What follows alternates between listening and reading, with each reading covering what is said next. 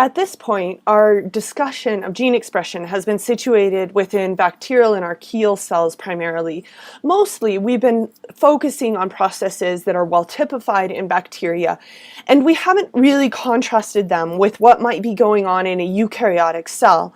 Many themes are conserved. However, there are some differences within eukaryotic systems, and I want to make sure that we take a moment to talk about some of those important differences. First of all, in eukaryotic cells, there's more than one RNA polymerase enzyme. In fact, there are 3 different RNA poles. There's RNA pole 1, RNA pole 2. You know, why is everything so dang creatively named? RNA pole 2, and you guessed it, pole 3. These 3 different RNA polymerases do different things. That is to say that RNA polymerase 1 is going to read the genes that encode for ribosomal RNAs. That is, those genes that will synthesize those RNAs that are going to be components of the ribosome and play their role as RNAs in the ribosome. RNA pole 2, these are the polymerases that read the genes that are going to become mRNAs. That is, the genes that will be further translated. Then RNA pole 3, as you might have guessed, is going to read those genes that are transcribed to form tRNAs and also some small RNAs. So there's a division of labor, if you will, in a eukaryotic system where these RNA polymerases are all involved in reading different genes. Whereas in prokaryotes and bacteria, there's one RNA pole and it's like the whole 9 yards. It's like the 2-in-1 shampoo, right? It gets the whole job done. Whereas here we've got like the shampoo, conditioner, and deep, moisturizing rinse or something. There are different RNA poles for different jobs. Another thing that is different is with regards to the promoter. So remember within the bacterial promoter where we saw the -35 sequence that had the consensus of TT-GACA and the -10 TATA box. Things are different within the eukaryotic promoter. There is one thing that is conserved, and that is that it still has a TATA box, but the TATA box is at a different place. So at -100, that is a full 100 nucleotides up from the transcription start site, we see something called the CAT box, or CAAT. And then at -50, we see a GC consensus. And then finally at -30 is where we see the TATA box. So while the TATA box is still found in a eukaryotic promoter, it is found in a completely different location.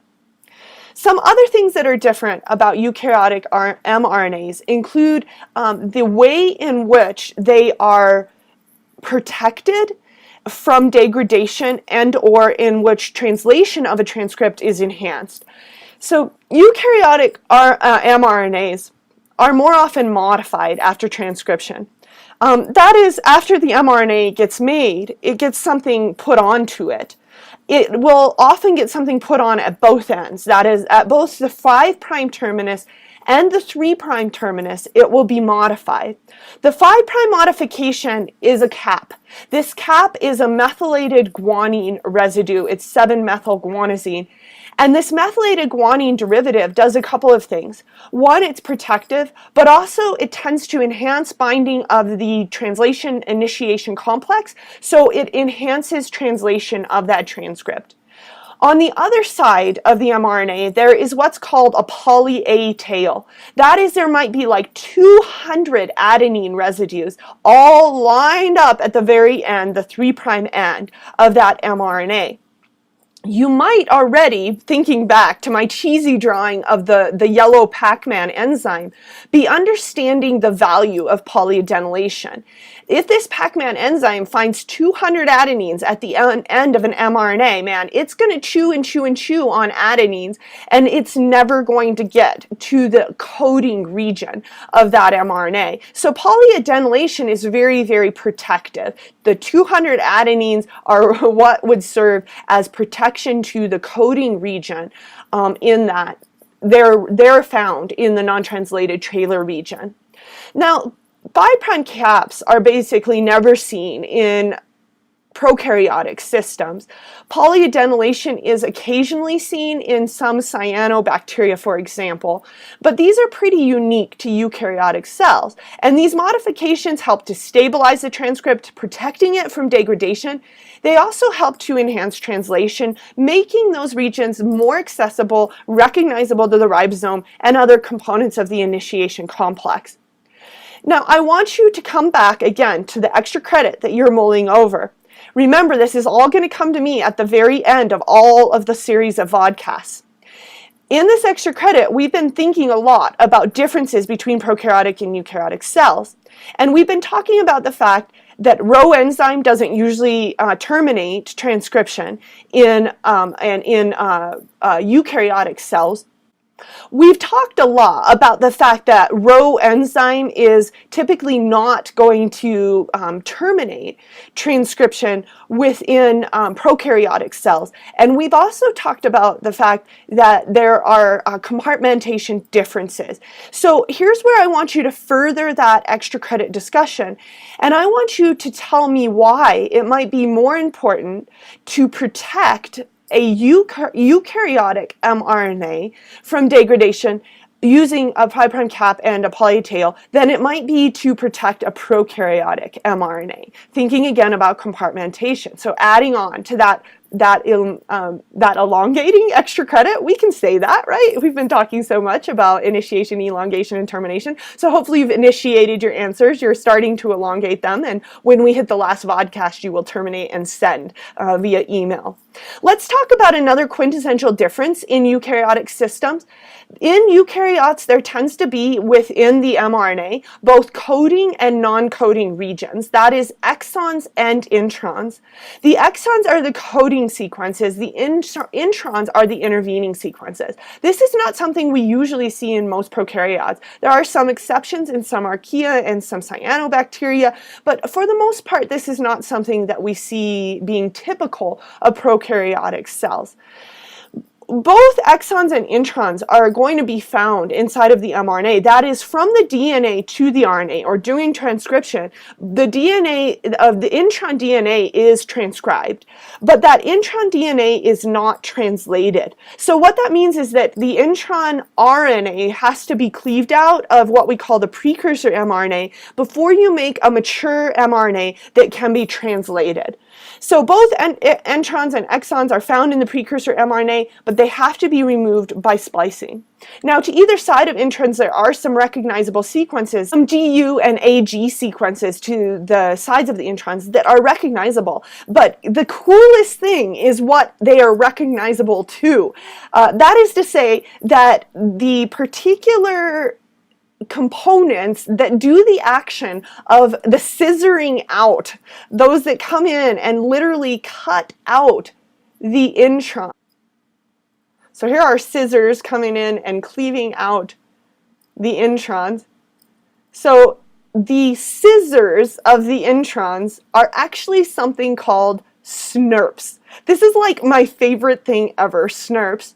SNRPs are part of a larger complex called a spliceosome, very fittingly as well, but SNRPs stand for small nuclear ribonucleoproteins.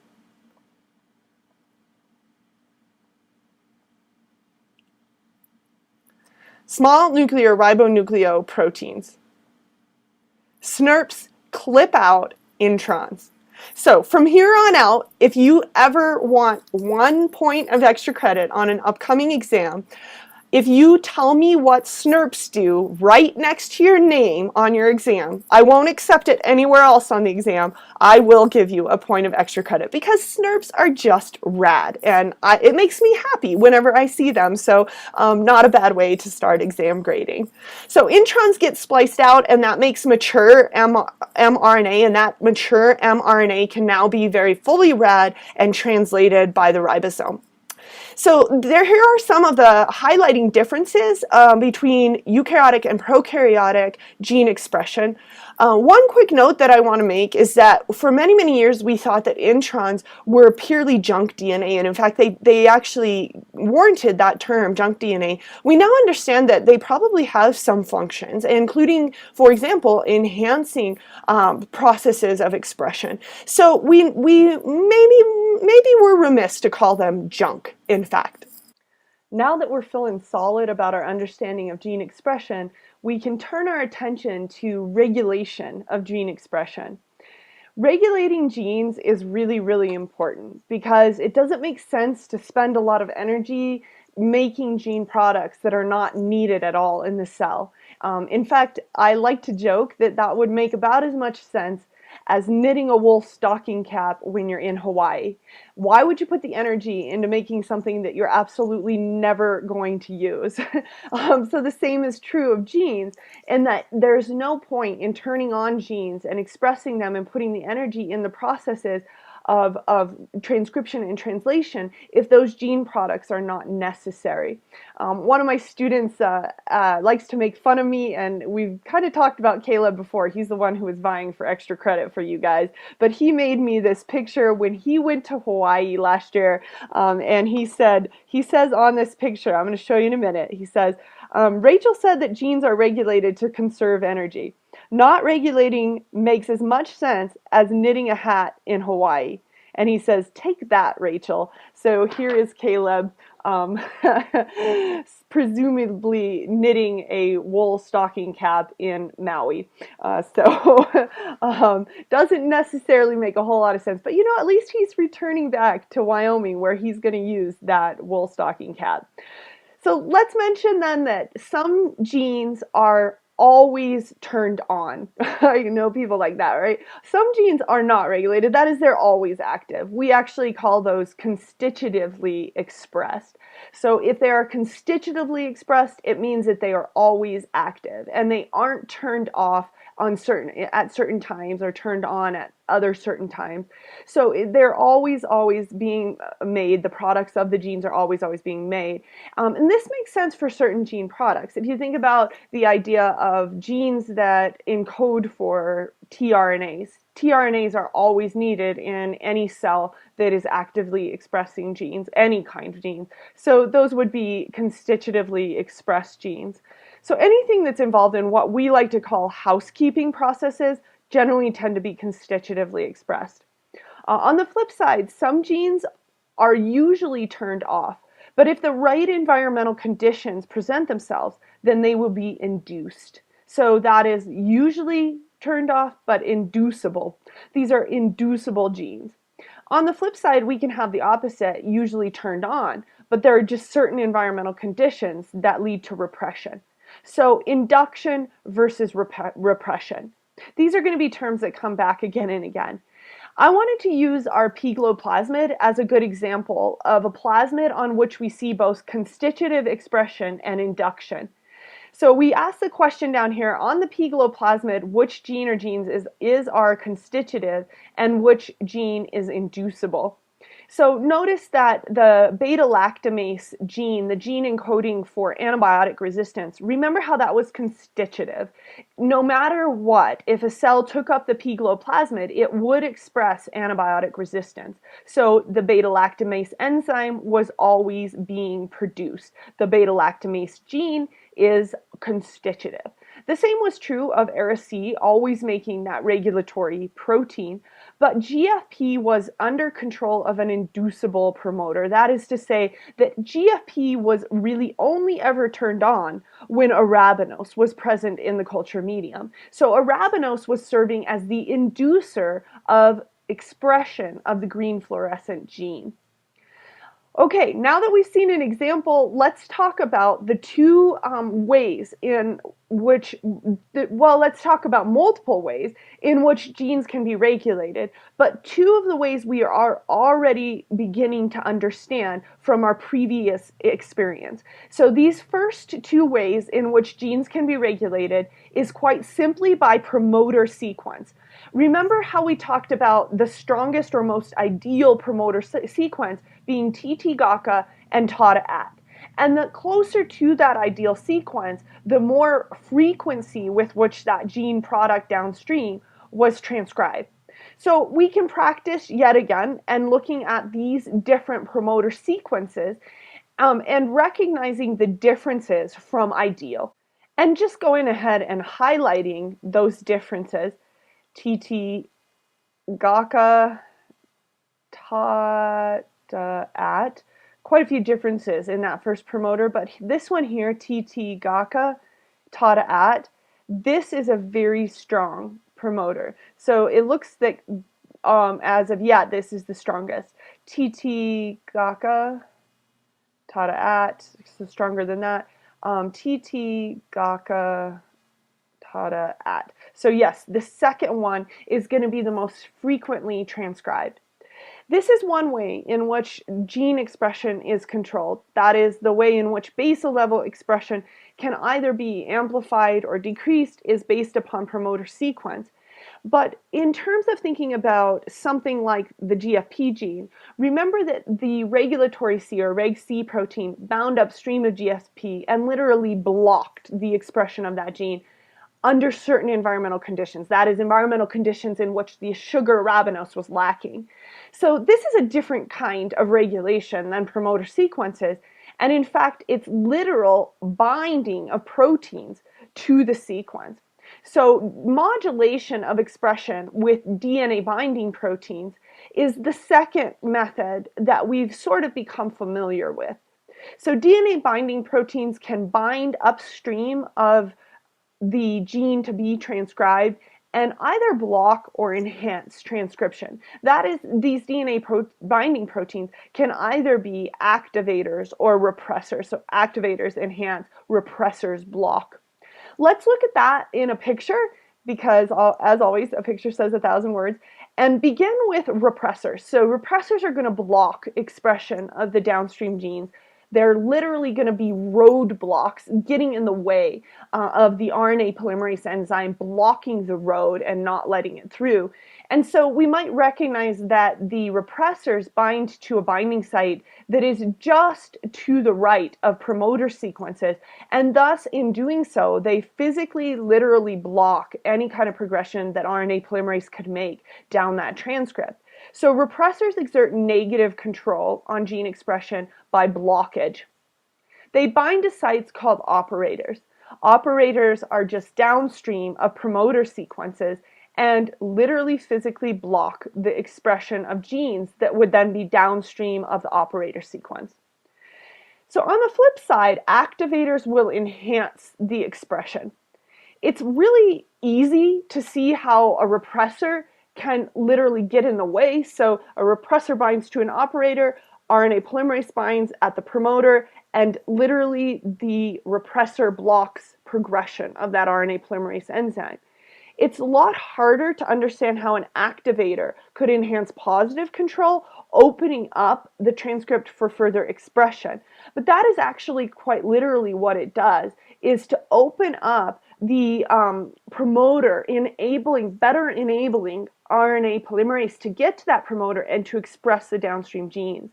So if an activator binds to an activator binding site, which notice that it is actually upstream of the promoter, what happens is when that activator binds to the activator binding site, it literally morphs the DNA and opens the promoter so that RNA polymerase can better recognize it and head on down the transcript.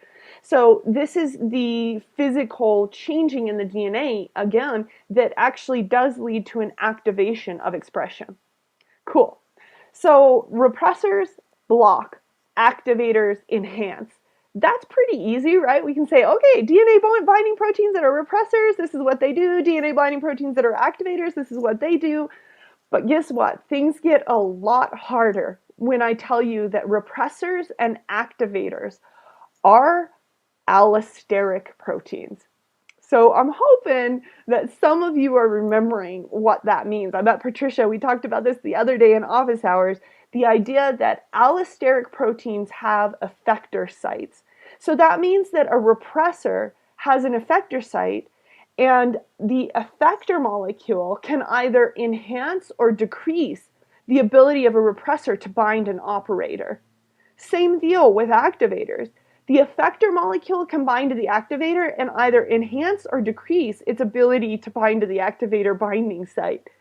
Crazy! So we're talking about levels of control here of gene expression that we're going to have to backtrack all the way to what's happening to the repressor itself. So repressors and activators are allosteric proteins. The binding of effector molecules alters their ability to bind their DNA. So just in the same way that effector molecules could alter the ability of enzymes to bind their substrates, effector molecules affect the ability of repressors to bind the DNA or of activators to bind the DNA. Let's start with repressors and look at the two ways that effector molecules could affect a repressor. And actually, we already know them, right? These effector molecules are going to do one of two things. They're either going to make the repressor better bind the operator, or they're going to keep it from binding the operator. Let's look at those two possibilities. So mechanism one, the repressor alone is no good at binding the operator. It requires an effector molecule to bind to it in order to then bind the DNA. This effector molecule is given a special name, and I bet you could guess what it is.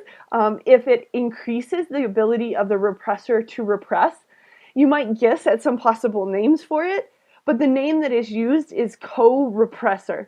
So it helps the repressor repress.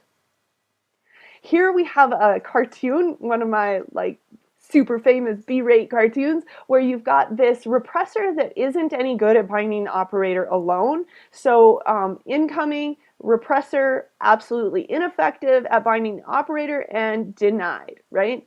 But in the presence of its effector molecule, which we know to be a co-repressor, it's going to change the conformation of the repressor, and it's going to enable the repressor to repress. So co-repressors enable repressors to repress. Here we see it, co-repressor binding to its repressor and repressing. So this is, say that 10 times fast, you start to wonder about repressor as a word. So let's look at mechanism 2, where our repressor is repressing. But then if we get the binding of the effector molecule in this case, it will induce expression.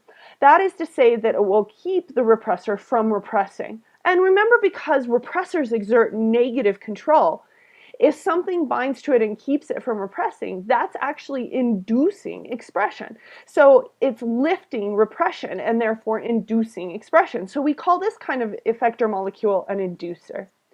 In this situation, the repressor alone, boom, represses. But in the presence of the inducer, the effector molecule that's the inducer, boom, denied, right? And that is the difference between something that induces the expression of genes by binding to a repressor, or something that co-represses by helping the repressor block. The same could be said of the way in which activators can be affected by their effector molecules. So we can see with those that either circumstance can also be enacted. Before we look at that, I want to take a minute to give you steadfast examples of both mechanism 1 and mechanism 2. That is, mechanism 1, co-repression, mechanism 2, induction, where we have repressors that in mechanism 1, the repressor can't bind alone. The good example of this is something called the trip operon. So we recall that on operons, we know that an operon has more than one gene controlled by the same promoter. So we're going to have our one promoter here, and then under control of that promoter, on the trip operon, there are actually 5 genes. These 5 genes are involved in the biosynthesis of tryptophan. And in case anybody is like, oh my God, Rachel, I can't remember what tryptophan is, go back to your amino acids and notice that it is the largest of the amino acid R groups. In fact, I remember it by remembering it's so large that you might trip on it. So the trip operon encodes for the biosynthesis of the amino acid tryptophan. Now, the promoter is upstream of an operator, and that operator is the site where a repressor can bind. So in the typical circumstance, this repressor is unable to bind. It is denied.